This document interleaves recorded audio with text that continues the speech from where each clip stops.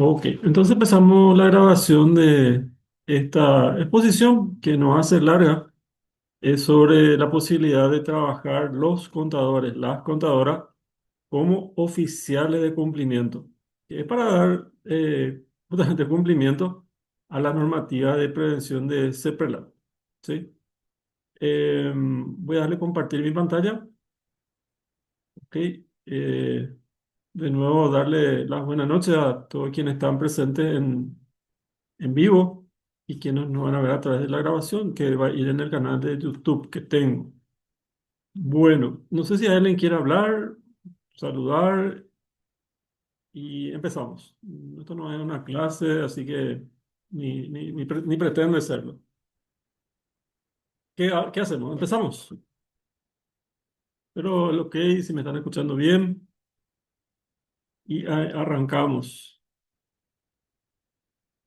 Bueno, presentación con diapositiva del comienzo. Voy a ponerme ojito para ver. Tengo la vista dañada, la vista cercana de la pandemia, dar tantos cursos por Zoom y por Meet. Azucena dice, buenas tardes, sí se escucha. Excelente, muchísimas gracias, Azucena.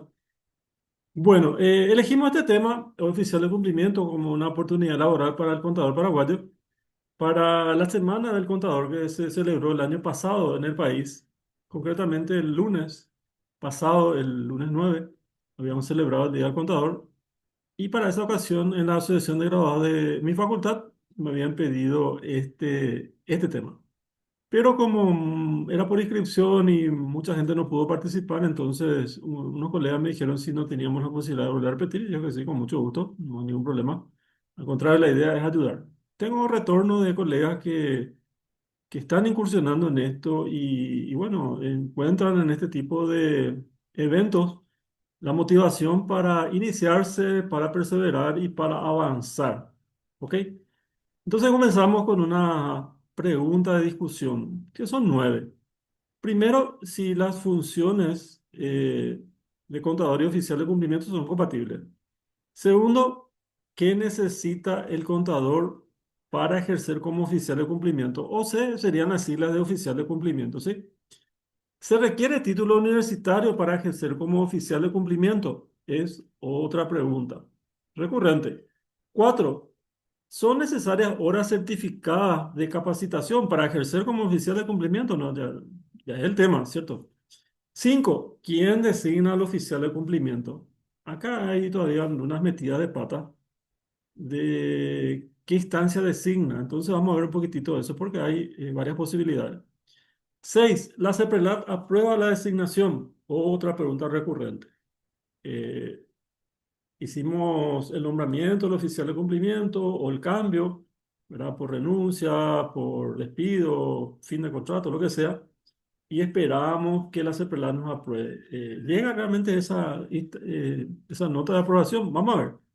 En el punto 7, ¿cuál es el sistema que debe manejar el oficial de cumplimiento? Justamente este punto 7 creo que es central porque de tantos sistemas que maneja el contador, Marangatú, Rey, RegoPap, no sé si hay otro sistema por allí, eh, no sé, un sistema más saca ventaja porque rápido aprende. ¿Ok? En el punto 8 vamos a ver qué herramientas necesita el oficial de cumplimiento. Acepto irme a la guerra, pero no me puedo ir a la guerra sin fusil. Entonces, ¿qué fusil tengo que llevar? Vamos a ver ahí en ese punto 8 que es, digamos, crucial. Y en el punto 9 está el tema de quiénes pueden ejercer como auditor de cumplimiento. Cuando vemos la palabra auditor, parece que suena a contador, al contador que ejerce como auditor, ¿cierto? Pero hay un pero ahí que vamos a ver en ese punto, ¿sí?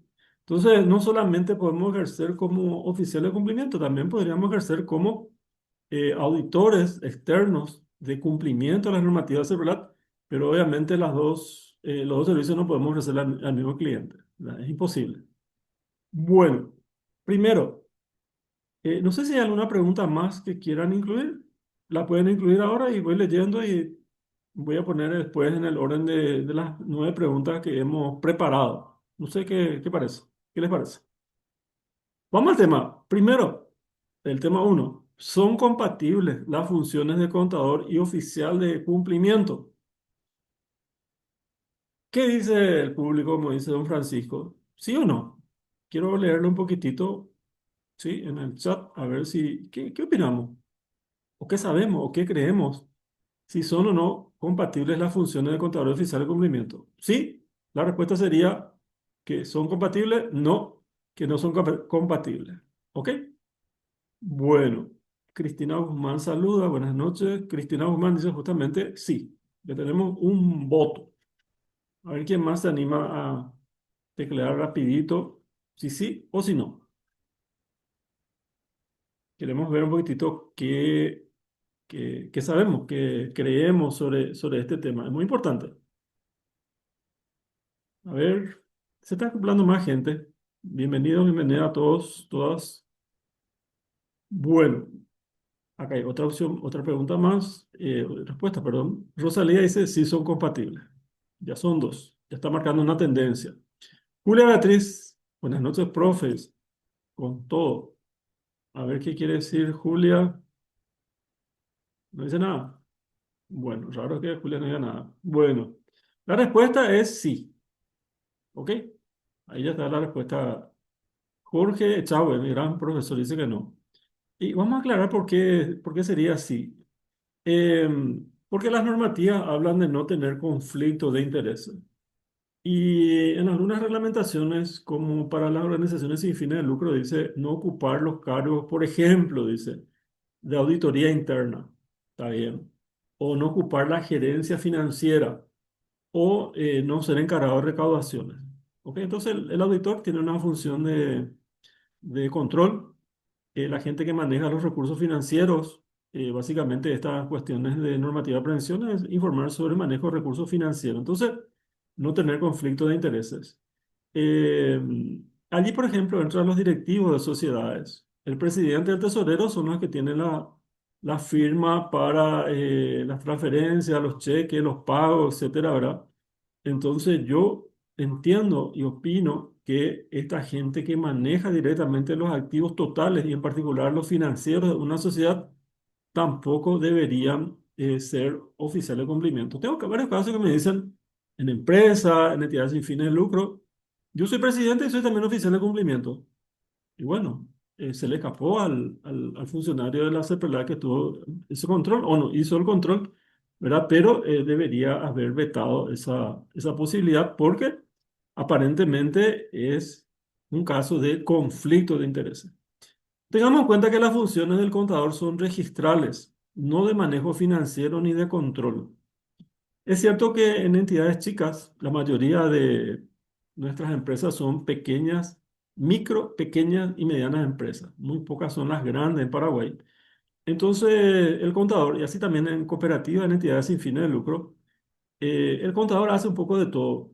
Si es que es buena onda, es que o sea, echa de ver, o de repente no tienen otra alternativa más que arremangarse a hacer otras cosas. De repente hay gente que hace trámites bancarios, hay gente que hace pago de sueldos, hay gente que hace diversas gestiones, ¿verdad? Pero si yo estoy contratado como contador, simplemente tengo una función registral, eventualmente una firma en los estados financieros, más nada. Las otras cosas que hagamos ya vienen, digamos, por otra cuerda, ¿sí? Si yo oficialmente estoy como contador en un sujeto obligado, sí puedo ser oficial de cumplimiento a la vez, ¿ok? Para que quede un poquitito claro.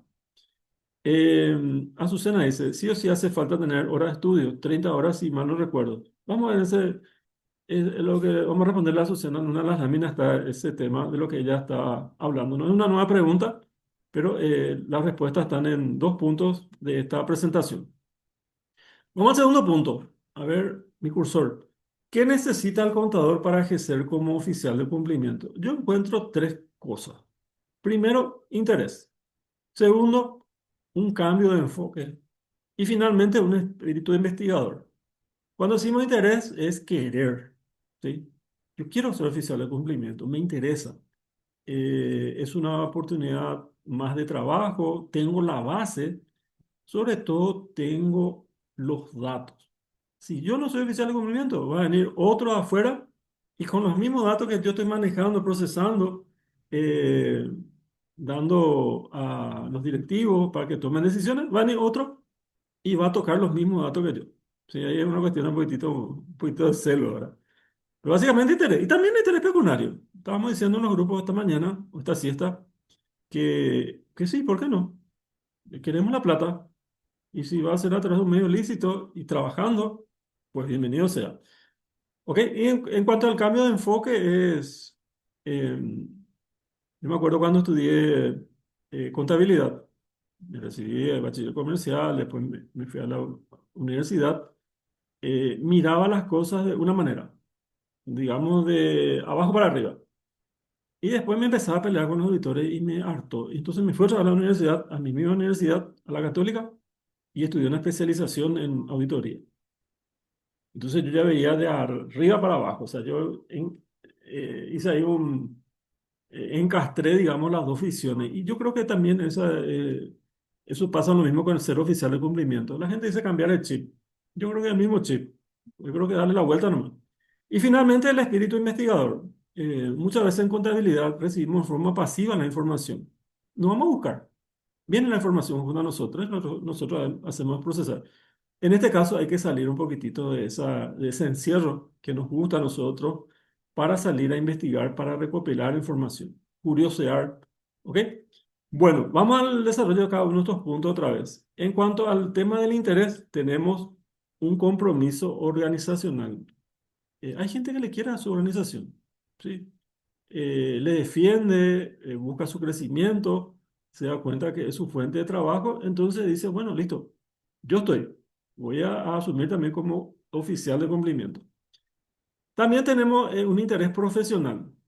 Yo tengo las bases, es una cuestión de entender, capacitarme y yo puedo. También tenemos un interés pecuniario, la plata. ¿Sí? Voy a ganar. eh, un poquitito más, igual que como contador, un poco más tal vez, ¿verdad? Eso ya depende de las habilidades de cada profesional para pactar los honorarios o el sueldo, según sea la forma de contrato de servicio que está teniendo con el sujeto obligado. Y también un interés competitivo, lo que decía hace rato, no quise poner celo, acá en en la presentación por lo menos, ¿verdad? Eh, yo estoy compitiendo con otra gente, hay gente que está compitiendo conmigo. Si yo no agarro este trabajo, otro va a venir a hacer. Y yo soy muy partidario de que las mismas personas que están procesando la información también las procesen para hacer este trabajo de enlace entre el sujeto obligado y la CEPRELAN. En cuanto al cambio de enfoque, básicamente se me ocurrió nomás poner esto que la factura tiene otras voces. Nosotros estamos acostumbrados a sacar de la factura, básicamente, ¿verdad? El monto y si tiene IVA o no y cuál es la tasa, ¿verdad? No nos interesa quién es entre comillas, ¿verdad? ¿Qué concepto fue? ¿Verdad? Eso es una cuestión administrativa. Nosotros simplemente lo que vamos a hacer es procesar esa factura, imputar a un impuesto, hacer unas declaraciones a partir de la factura, tanto de compra, de venta, recibo también en el caso de entidades sin fines de lucro, ¿no? Cualquier comprobante legal, ¿verdad? Pero básicamente con la factura definimos a todo tipo de comprobante, tanto de ingresos como de gasto, ¿ok? Entonces la factura tiene otras voces. Cuando somos oficiales de cumplimiento, nos interesa la persona, si es persona física o jurídica, si es paraguayo o extranjero, dónde vive, en qué departamento, en qué país. Tenemos que saberlo, empezar a sacar los datos de su profesión, su ocupación, su correo electrónico, ahora con la factura electrónica crucial, ¿verdad? Su número de celular. Entonces, un montón de datos que tal vez la factura contenga o la ficha del cliente, del socio, ¿verdad? Pero nosotros como contadores ni ahí se nos ocurre mirar porque no nos importa, no nos interesa. Ahora como oficial de cumplimiento, sí, vamos a interesarnos por esos otros datos que tiene la factura o, como digo, esas fichas de cliente, de socio o de proveedor, ¿verdad? Tenemos que hurgar un poco más. En cuanto al espíritu investigador, hay que salir a buscar y recopilar datos constantemente.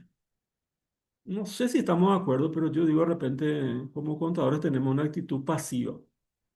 Esperamos que la información venga a mí, o los datos, porque yo lo que hago es procesar información. o emitir información. Entonces, con esto yo tengo que salir a buscar, ¿sí?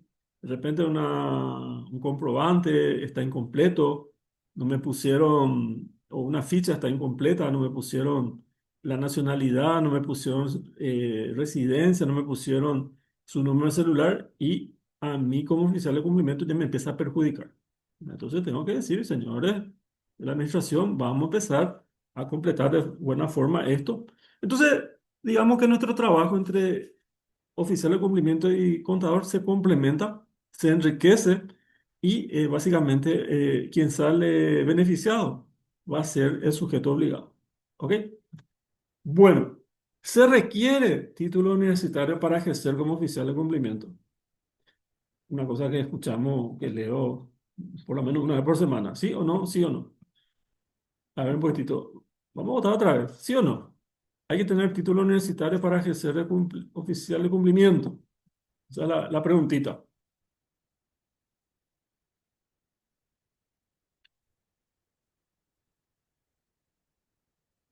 La respuesta realmente depende.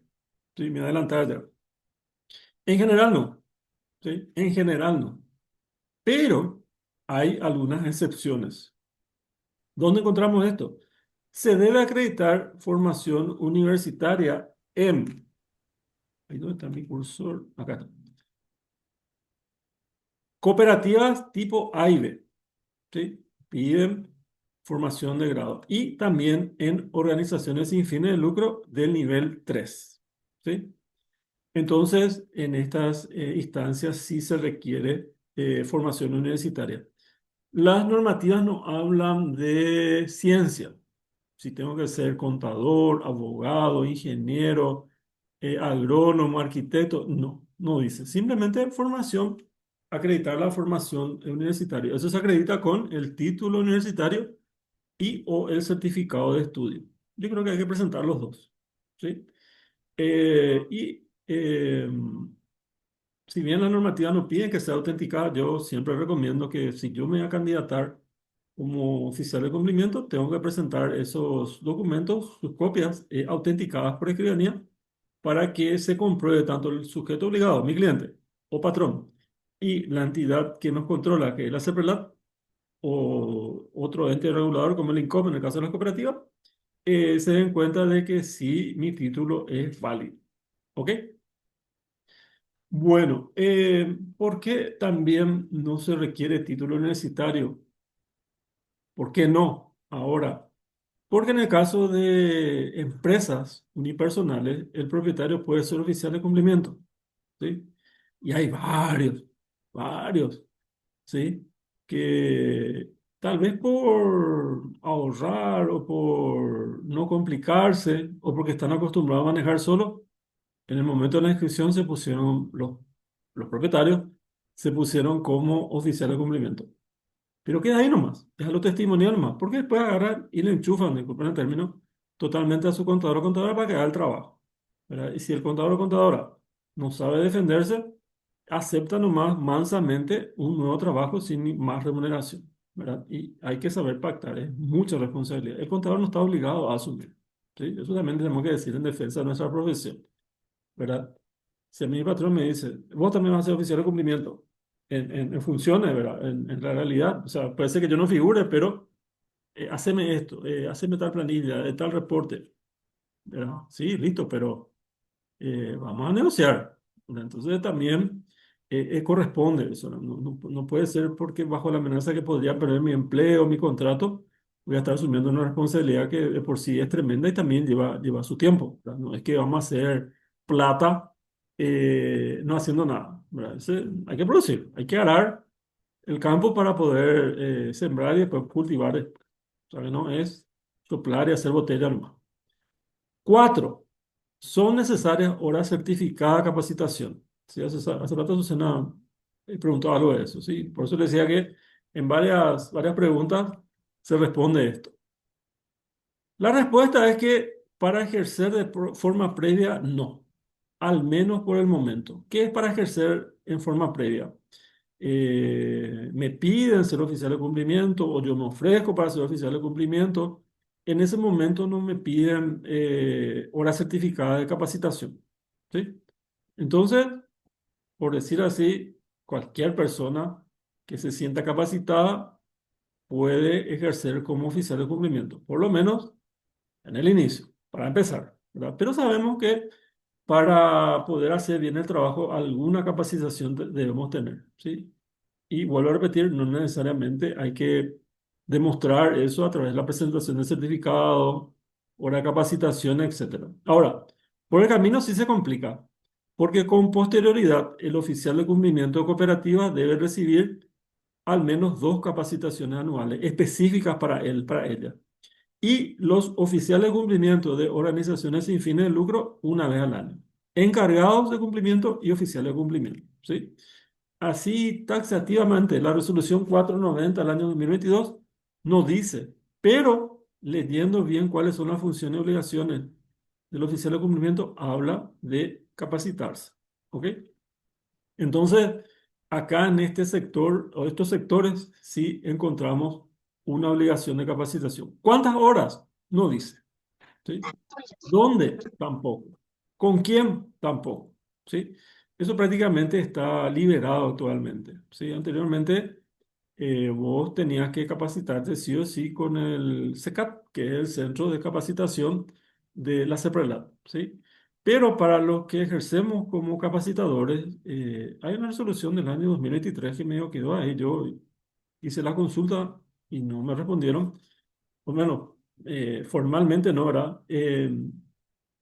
¿Cómo vamos a hacer? Y me dijeron que los que hacemos capacitaciones sí deberíamos haber sido capacitados por la CEPRLAT. Eso sí, ¿verdad? Sería como una especie de apóstoles que somos enviados para ir a predicar, ¿verdad? Más o menos así es la onda, ¿verdad? Y sí, yo desde 2013 que hice capacitaciones, ¿verdad? Me capacité con la gente de CEPRLAT y sigo capacitándome las veces que puedo, ahora, o sea, en forma, no sé, en conferencias, en reuniones virtuales que no te dan certificado ni por las tapas, ¿verdad? Pero yo siempre digo que me voy por el conocimiento y no por el cartón.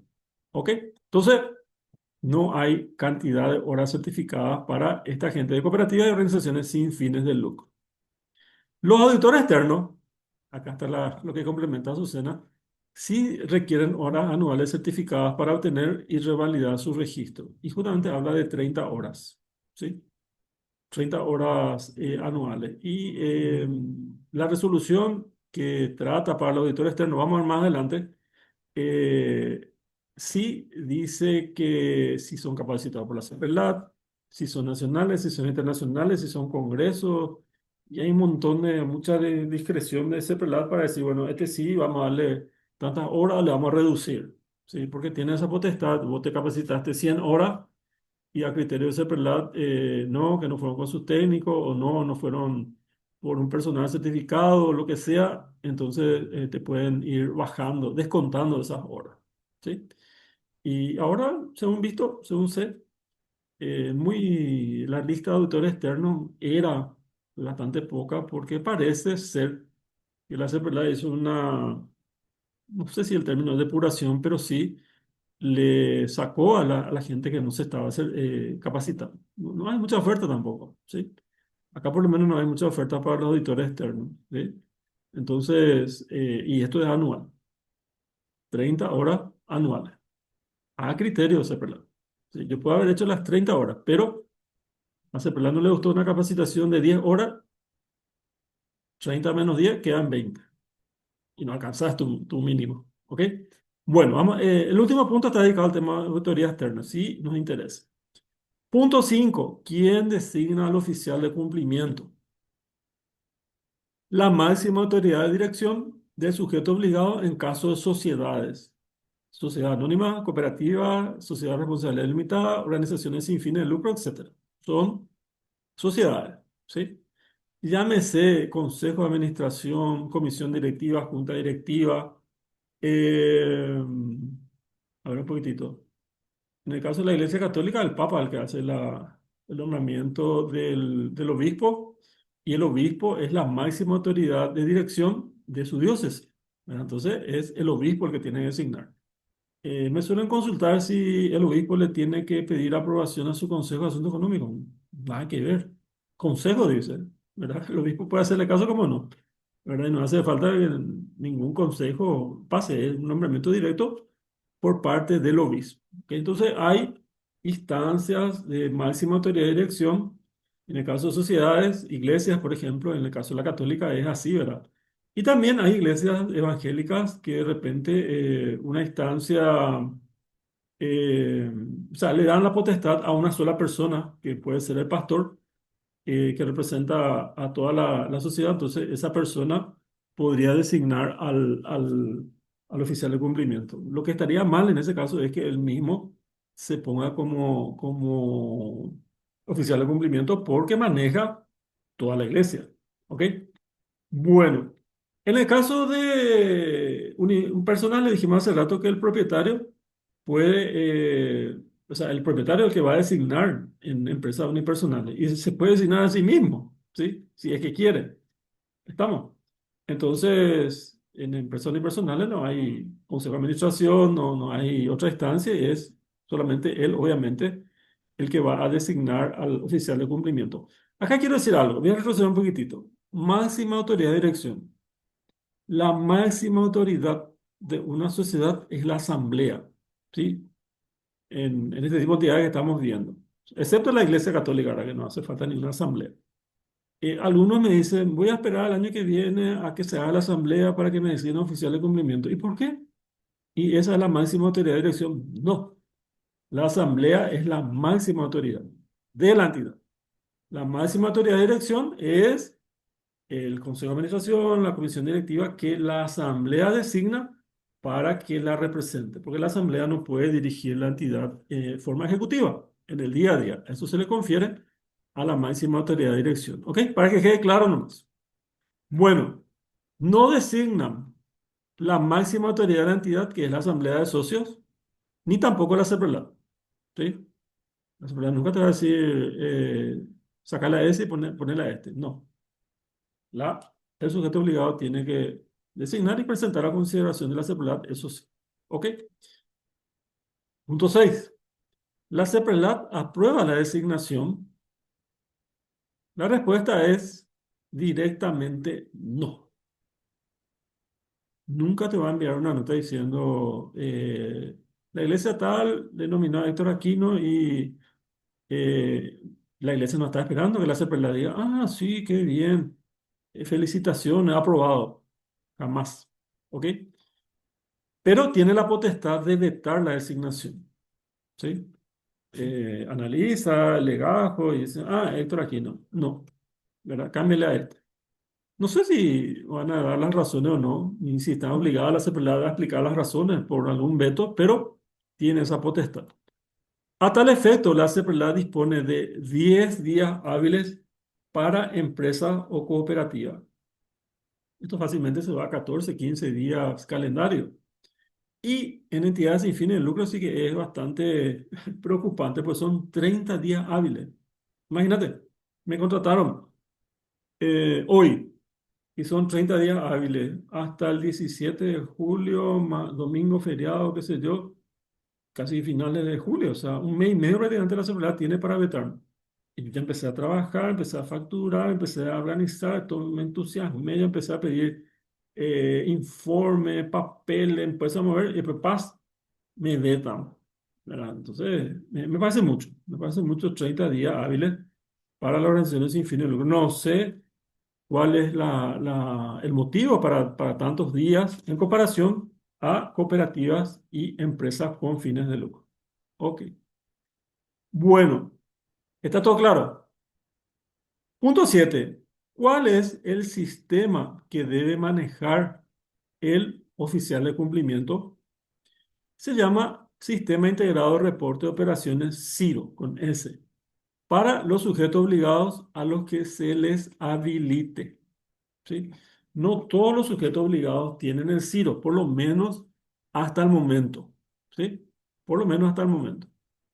Eh, entonces, con el CIRO, el sujeto obligado tiene una comunicación directa y bidireccional con la CEPRELAT. Los comunicadores dicen que para que una comunicación sea comunicación debe ser bidireccional, ¿sí? Del emisor al que recibe, ¿sí?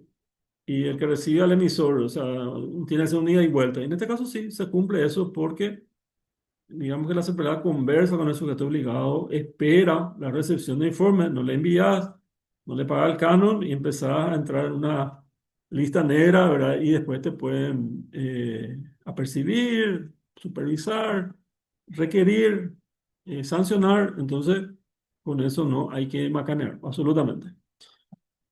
Con el CIRO se inscribe el sujeto obligado. Primer paso, ¿sí? Para los que se inscriben. Hay otros que se registran nomás, ¿sí? Los que tienen supervisores naturales no se inscriben en el CIRO. Ellos dicen se registra. O sea que a través del supervisor natural, la CEPRELAD, digamos, le habilita el CIRO al sujeto obligado. Como en el caso de las cooperativas, donde interviene el INCOP. También a través del CIRO se abona el canon anual por el uso del CIRO.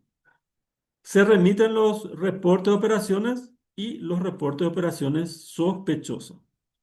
Acá también hay que hacer una aclaración. Los reportes de operaciones son compras y ventas, básicamente. Intermediación también, ¿verdad? Básicamente para los sectores automotor e inmobiliario ya tienen habilitado el CIRO para enviar estos reportes que son trimestrales. El sector automotor hace rato tiene esa obligación, tiene habilitada la ventana, los medios para recibir estos reportes de operaciones. Y el sector inmobiliario, el año pasado, por el año pasado, 2024, le pidieron de una vez todo el movimiento del año. La CEPRELAD les pidió a las inmobiliarias y que les presente antes del 21 de febrero de este año. Es un show, por no decir un despelote, ¿verdad? Con el tema ese, ¿verdad? Porque hay una planilla recontra sensible que si le ponía un acento además, una coma, un espacio, por ejemplo, caso de si es, lo informe a quién le vendiste terreno o mueble, es CI de cédula de identidad o RUC. Y visto que un colega, parece por defecto, le ponía C.I. ¿verdad? De cédula de identidad. Y le rechazaba el sistema y me pasa y revisamos y me dice el sistema en tal fila, no sé cuánto. Y pues reviso y efectivamente él le había puesto C.I. Y por eso le rechazaba. Otro sí que agarraba y le ponía RUC punto y le rechazaba el sistema. Otro sí que le ponía, eh, por decir, servicio de ingeniería y no tenía acento. Le rechazaba el sistema. Ustedes me van a decir, vos estás loco, estás mintiendo. No, en serio. Les juro que era así. Porque de la tabla donde se importa ese dato, ingeniería tiene acento, como corresponde, ¿verdad? Ortográficamente corresponde con acento, ¿verdad? Pero, de repente, como estamos acostumbrados a escribir ya sin acento para que nos corrija el diccionario, y este no es un diccionario, entonces, por esas cuestiones nimias, te rechaza. Y los reportes de operaciones sospechosas sí son. El purete, que es el reporte de operación positiva, ¿verdad? Cuando tengo un hecho que reportar, es un hecho sospechoso. Y cuando no tengo ningún hecho sospechoso, son los reportes de operaciones sospechosas trimestrales negativos, que se envía a través del CIRO con 4 clics. No hace falta enviar nota como antes se hacía. Antes se enviaba en físico, imagínate. Después se enviaba en correo electrónico, cosa que se puede interceptar, ¿verdad? Y ahora se hace todo a través del CIRO. No sé si se puede interceptar, espero que no, ¿verdad? Vale, me hace algo encriptado entre sujeto obligado a la CEPRELAT. Entonces no debería haber filtraciones ni nadie que esté chusmeando en estas cuestiones de enviar los ROS. Después tenemos que se puede remitir o se remite el formulario anual de información a quienes se requiera. Actualmente son 3 sectores nomás, los que están obligados. El sector inmobiliario, automotor y organizaciones sin fines de lucro. Yo creo que no está lejos el día, o estará trabajando ya la gente de la CEPRELAT para ir incorporando este formulario anual a los otros sujetos obligados a los cuales supervisa directamente, por lo menos, y que, digamos, eh, todavía no tienen habilitado el formulario anual. ¿Ok? Importante aprender cómo llenar este formulario anual. Este formulario anual vence el 31 de mayo para todos los sectores que tienen habilitado el CIRO, esta obligación en el CIRO. venció el 31 de mayo. Después tenemos la remisión de informes de control interno y de auditoría externa según corresponda. Hay sujetos obligados que tienen ambos, ¿sí? El sector inmobiliario, por ejemplo, tiene que hacer un informe de control interno, ¿verdad? Y ese trabajo lo hace el oficial de cumplimiento. La normativa dice, el oficial de cumplimiento podrá hacer el informe. Ese, en la realidad es, hace el informe porque no hay otro que haga, ¿verdad? Entonces acá también el oficial de cumplimiento contador saca varios cuerpos de ventaja porque está acostumbrado, si no es auditor interno o auditor externo, está acostumbrado a estos lenguajes, ¿sí? Propios de auditoría. Y ese informe es realmente un informe de auditoría interna. La gente dice popularmente informe de auditoría interna, pero hay muy pocos sujetos obligados que tienen la obligación de tener auditoría interna. Las cooperativas, por ejemplo, sí o sí tienen que tener, la B y C por lo menos, la A y B, perdón. La A y B tienen que tener auditor interno. Las grandes empresas, yo me imagino, las grandes lotadoras, compañías, tienen también su auditor interno. Bueno, si tenés auditor interno, entonces tu auditor interno hace. Y si no tenés, pues hace el oficial de cumplimiento. ¿Ok? Otro trabajo más para el oficial de cumplimiento. Lindo trabajo. Y el tema de auditoría externa, como dije, hay un capítulo especial para esto, vamos a ver enseguida. Ese informe también se levanta. En el caso de la auditoría externa, no es el auditor externo el que envía su informe a la CEPRLAT, sino que le da al sujeto obligado, el sujeto obligado pasa a PDF y sube a través del CIRO. ¿Ok? Sobre eso hay tiempo hasta el 30 de junio de este año para los sujetos obligados que tienen esa obligación, valga la redundancia, de tener auditoría externa. También informes transaccionales complementarios, el ITC. El ITC es algo que Seprona te dice, vos sos del sector automotor y de repente le están investigando, de repente, Héctor Aquino. Eh, ¿El sujeto obligado trabaja con Héctor Aquino, sí o no? ¿No? Chao. Si sí, a lo mejor te pide que le vendiste o que le compraste o algo, ¿verdad? Entonces, y eso empieza a aparecer en la pantalla a todos los sujetos obligados al sector automotor, ¿sí? Recién pasó eso con el senador argentino, creo que hasta hoy día está detenido, pero no preso en Paraguay, ex senador argentino, que había entrado al país con $200.000 en efectivo que él no declaró.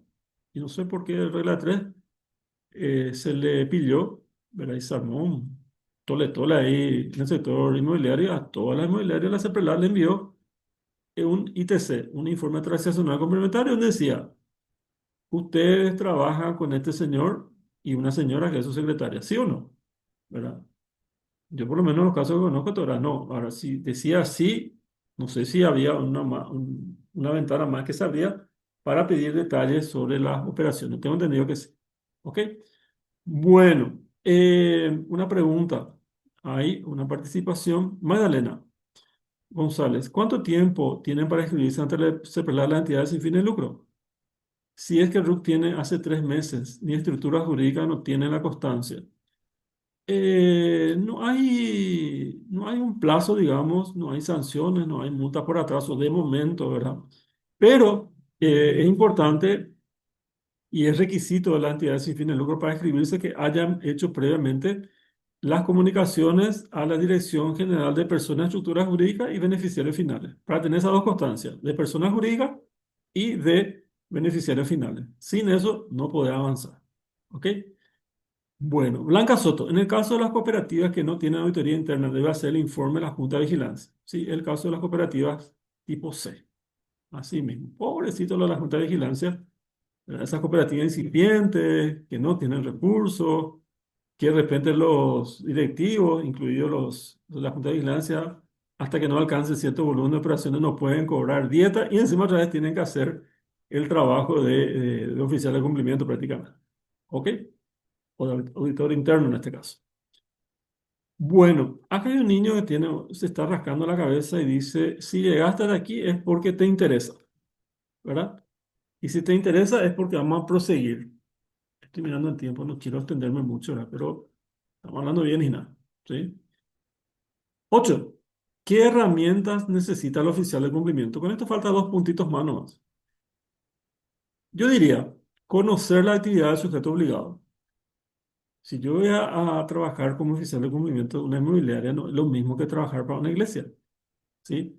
Si yo voy a trabajar para una cooperativa, no es lo mismo que el sector automotor. Entonces, lo que yo tengo que hacer es básicamente agarrar el reglamento, la resolución, mejor CEPLAT, que reglamenta la actividad de este sujeto obligado y empezar a estudiar, ¿verdad?, cuáles son las obligaciones. Y también el sujeto obligado, ¿sí? Le voy a pedir cuando quiera trabajar con un sujeto obligado desconocido, que en caso de que me acepten mis condiciones, mi propuesta, me envíen su estatuto, ¿sí? Me envíen su constancia de personas jurídicas de beneficiarios finales para saber quiénes son. Me envíen su constancia de RUT, ¿sí? Me envíen su última acta de asamblea, ¿sí? Para poder conocer al sujeto obligado, ¿verdad? Segundo, tener capacitación sobre el reglamento que afecta a su sujeto obligado. Sí, podría buscar capacitación específica para organizaciones sin fines de lucro, para inmobiliarias, para automotores, para cooperativas, ¿verdad? Entonces, buscar. No sé si habrá cursos así muy específicos, pero sí hay firmas y consultores que hacen ese trabajo de capacitación puntual, ¿sí? Se pactan horas y días de sesiones, ¿verdad? Algunas veces el consultor, la consultora va personalmente o se hace en forma online, ¿sí? Después tenemos entrenamiento sobre el manejo del Ciro. ¿Sí? Alguien te tiene que mostrar cómo funciona el Ciro. No puedes así prueba, error, prueba, error, prueba, error para ver cómo funciona eso, ¿sí? Entonces, también tener ese entrenamiento básico para el manejo del Ciro. ¿Sí? Conocer el menú, qué pasa si es así, acá, hasta dónde puedo ir cargando cosas antes de enviar, ¿verdad? Básicamente eso. Después tenemos aplicar procedimientos de debida diligencia al conocimiento, las famosas DDC, ¿sí?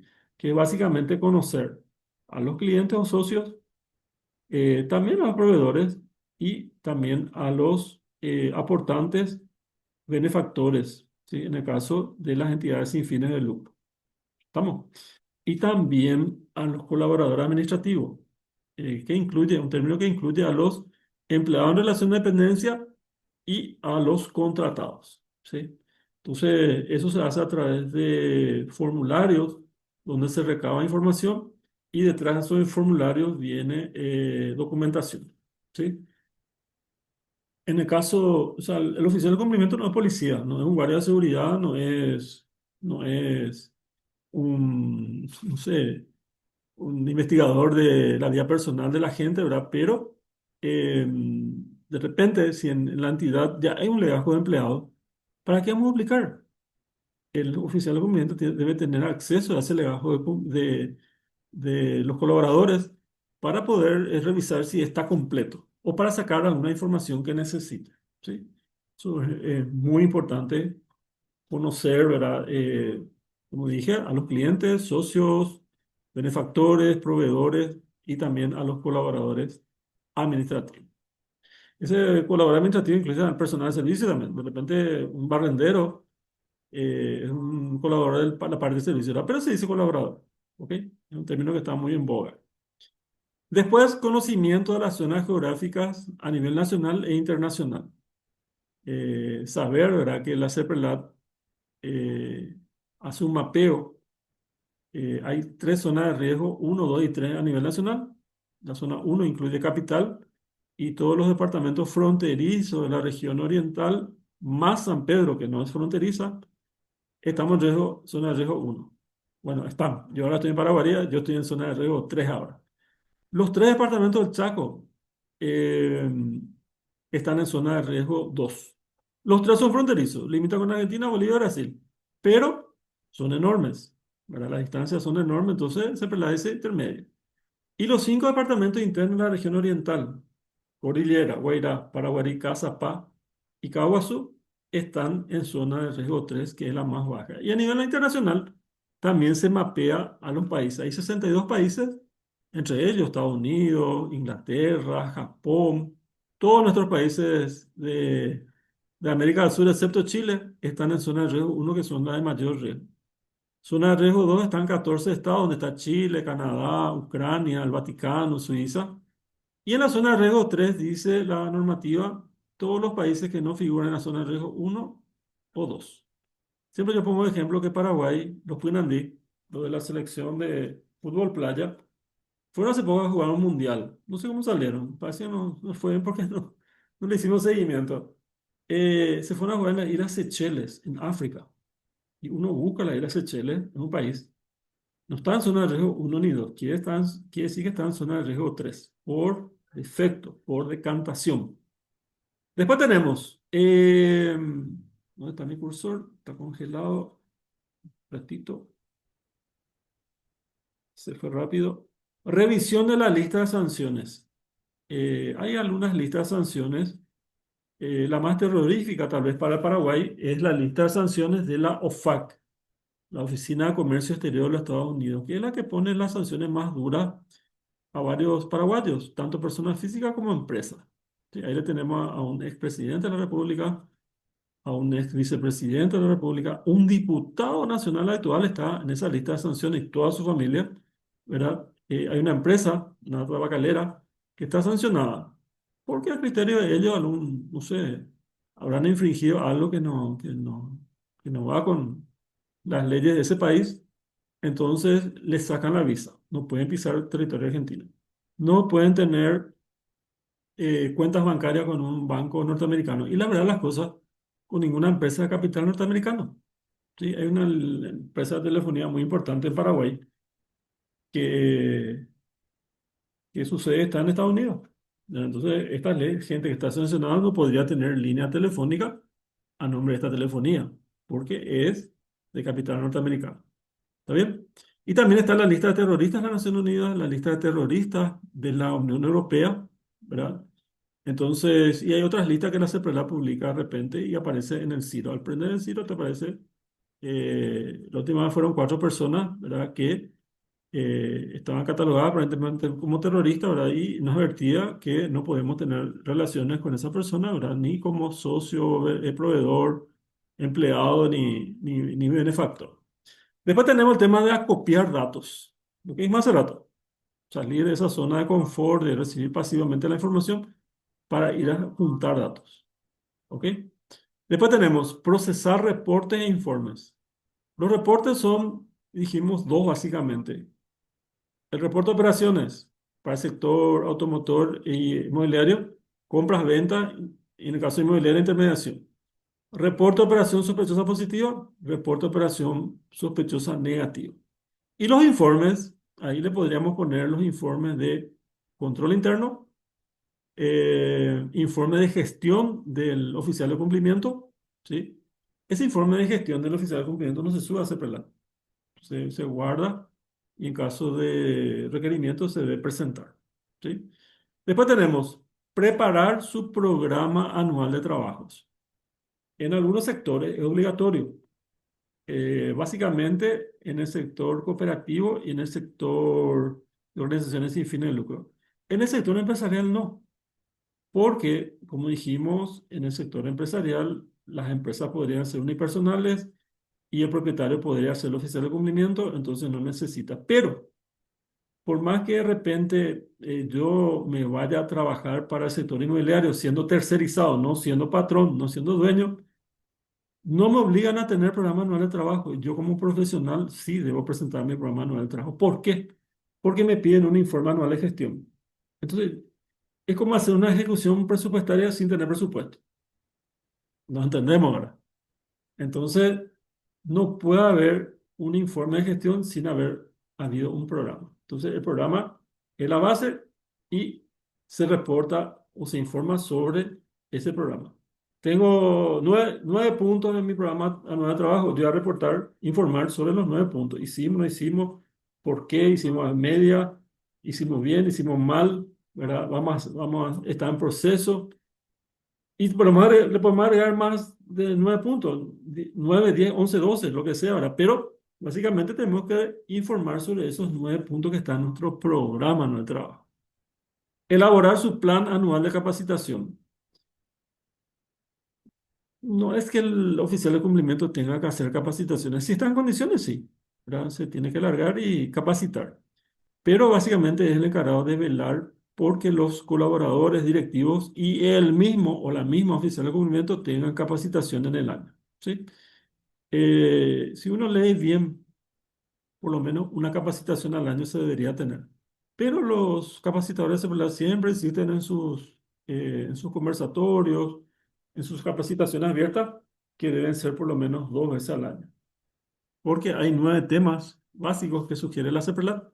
Imagínate vos, si vas a estar haciendo una capacitación por año, vas a terminar 9 años para terminar la grilla de capacitaciones que sugiere la CEPRLAT. No es una obligación, pero es una sugerencia, entre comillas, y hay que cumplir. Se le puede cambiar el título, aclarar, perfeccionar, ¿verdad? Pero sobre la base de los temas que sugiere la CEPRLAT. Después tenemos presentar el contenido del manual de prevención.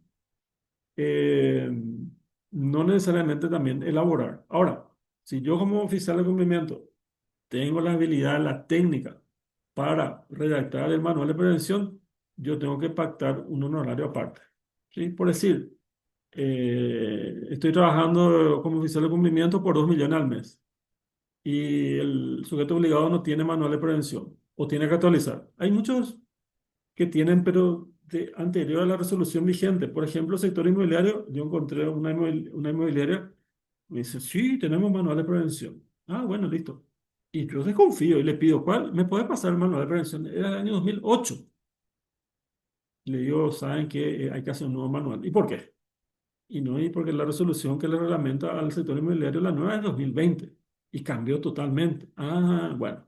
Entonces, es una actualización. Es prácticamente hacer de cero. ¿Sí? Bueno, yo pacto 2 millones al mes y de repente el manual yo les puedo ofrecer por decir, por 5 millones, ¿verdad? Y bueno, ya que voy a estar trabajando con ellos por año, les puedo decir, bueno, 2 millones por mes más 1 millón hasta completar 5 millones por el manual de prevención. O me pagan de una, ojalá que sea de una hora, o me pagan en 2 cuotas, ¿verdad? Pero no es obligación del oficial de cumplimiento redactar, sí presentar el contenido. Si el oficial de cumplimiento no está en condiciones de redactar el manual de prevención, es su responsabilidad buscar consultores o firmas consultoras que hacen ese servicio, que elija la máxima autoridad de dirección del sujeto obligado, ¿verdad? Y una vez que elija, yo como oficial de cumplimiento me pongo a trabajar con ese consultor o firma consultora y vamos elaborando, revisando el texto. Y es mi responsabilidad presentar a los directivos y los buenos señores o al propietario, este texto está depurado con el consultor que ustedes contrataron y yo les recomiendo su aprobación. ¿Ok? Entonces es presentar el contenido. A mí me tocó una vez en una entidad sin fines de lucro que los directivos eran, no voy a decir densos, pero eran muy especiales y querían leer todos los artículos, artículo por artículo. Ñande, ya le dije yo, ¿acá cuándo vamos a salir? Y eran, no sé, 32 artículos. Y uno a uno, querían que se proyecte en el PowerPoint por la pantalla y leer uno a uno, coma, el acento, si no sé qué cosa, el sentido. Yo dije, sí, Dios, ¿cuándo vamos a salir acá? Y yo tenía su hora de reunión, desde las 9 de la mañana hasta la mediodía. Llegamos en la primera sesión hasta el artículo 6 no sé, 6 de 32. Ni cabura, íbamos a terminar en un día. Hicieron falta 2 reuniones más para leer y depurar el bendito manual de prevención. Y eso no estaba en mi presupuesto, en mis planes. Pero vaya pota, me tenía que ir todas las veces que había sesión para leer, discutir y corregir el texto. Y bueno, está bien, es responsabilidad de los directivos, ¿verdad? Finalmente, no como así de repente nuestros congresistas que en un minuto aprueban cosas que ni leyeron. Una cosa de 832 páginas, ¿verdad?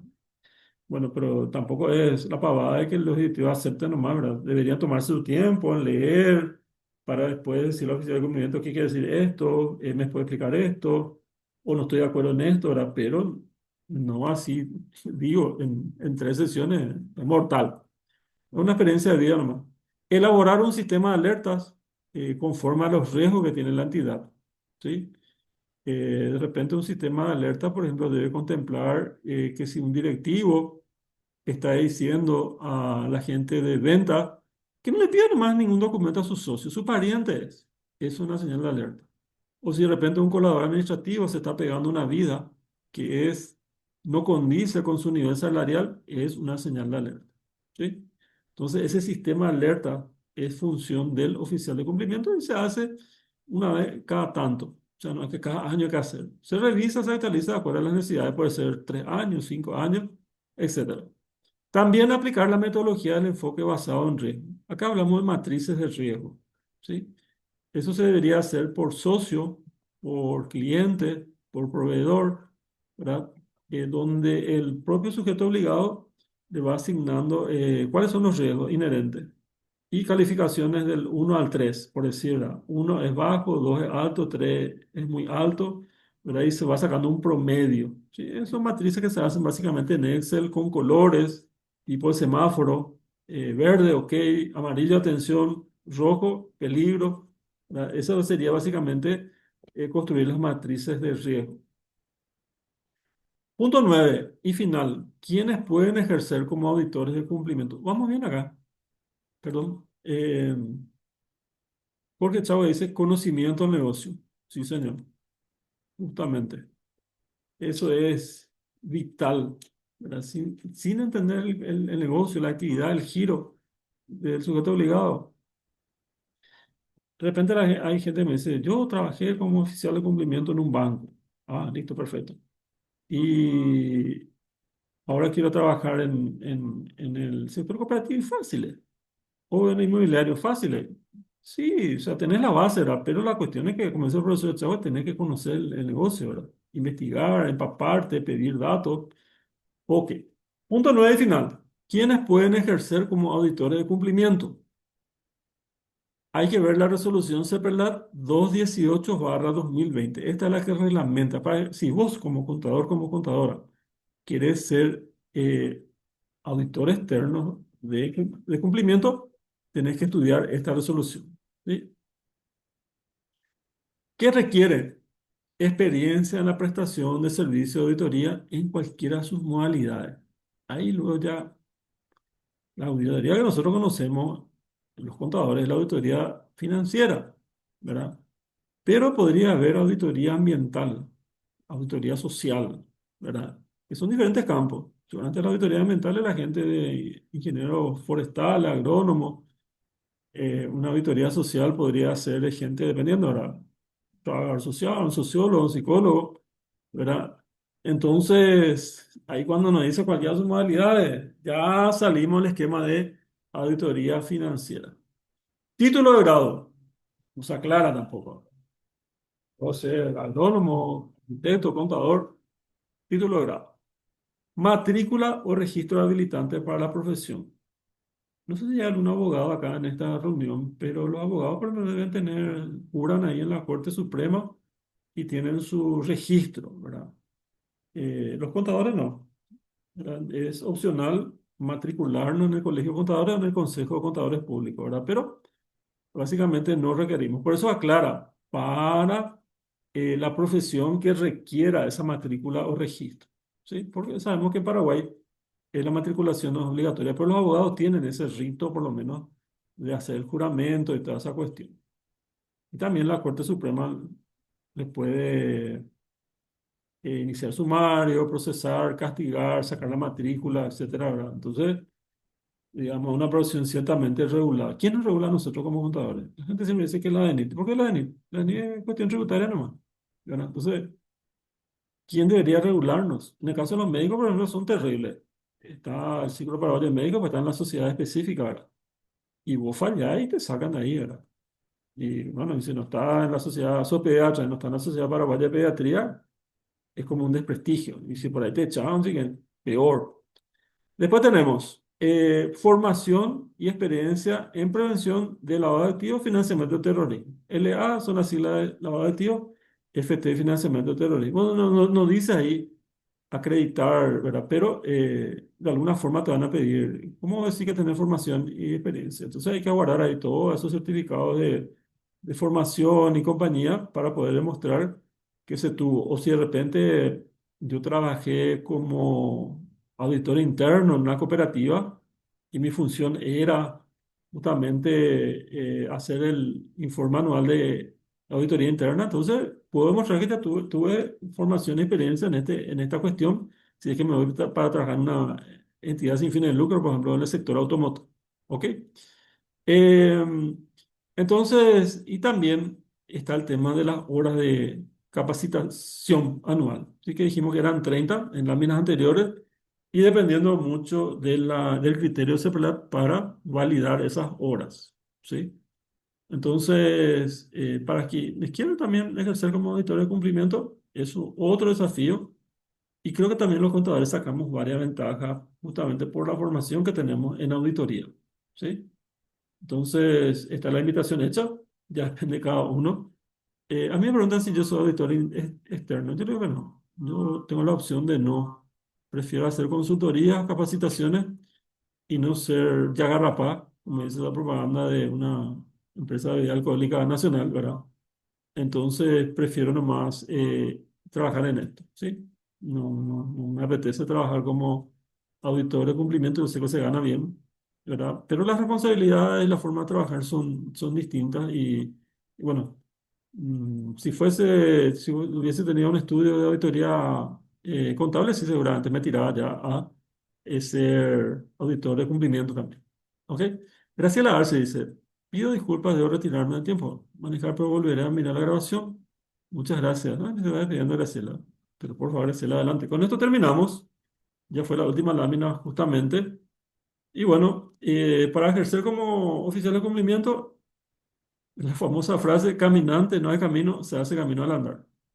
O sea, no espere que vaya a tener una ceremoniosa formación, ¿verdad? Anímate, agarra camino y lo que te vaya faltando, andar recogiendo por el camino, ¿verdad? Y hay gente que te va a ayudar, recursos, ¿verdad? La cuestión es de tomar esa decisión y encarar, básicamente. ¿Ok? Luz dice, ¿tiene que estar habilitado auditor por CEPLAT? Sí. No, el CEPLAT te controla para revalidar el registro, que es cada 2 años, tenés que presentar sus certificados y también un montón de documentos para la inscripción, obviamente. Ana Leite ya se está despidiendo, gracias. Jorge Azuaga dice, acceder a este material. ¿El material de la presentación? Jorge, no entendí eso. Clara ya agradece, también Mati Lesmo, María Cubilla, que es mi vecina de Piratú. Hoy estuvimos hablando. Ah, el material, dice Jorge. Ah, en la presentación. Y sí, seguramente mañana voy a estar subiendo los grupos, ¿sí? Y también con el link de acceso a grabación a YouTube. No creo que haga ahora, porque entonces tiene que descargar, tarda un poquitito o varias horas. Entonces mañana seguro voy a estar pasando en los grupos a pedido de Jorge, porque no pensaba subir la presentación, le gustó parece. Entonces vamos a subir con gusto, ¿sí? Me van a encontrar en mi correo, coordinación.hectoraquino@gmail.com, en las redes Facebook e Instagram, lic.hectoraquinoconsultor.bi, porque hay otro colega que se llama Héctor Aquino que hace capacitación en bancos. Entonces, para diferenciarme, él ponga una colita más. Y mi número de teléfono, que creo que todos tienen, así que me van a encontrar ahí por cualquier cosa. ¿Sí? Bueno, Lilian dice, un sindicato debe tener oficial de cumplimiento. No, los sindicatos, Lilian, no son sujeto obligado. En principio, si es que existen solamente con reconocimiento del Ministerio de Trabajo, pero la mayoría de nuestros sindicatos son asociaciones inscritas con capacidad restringida y ahí sí deben tener.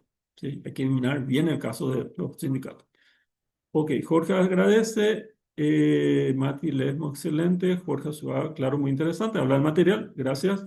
Julia Cardoso, es tan amplio todo lo que podemos realizar los contadores, sobre todo si se realiza con mucha responsabilidad y dedicación. El tema está en que te paguen lo que corresponde, exactamente. Muy bien. Por abaratar, de repente nos quieren enchufilar estos temas, ¿verdad? Pero es cuestión de saber negociar y defenderse. Y también condicionar. Jorge, chao, gracias, profe. Igualmente a vos. Julia, muchas gracias, profe. Excelente como siempre. Gracias, Julia. Gloria Mabel.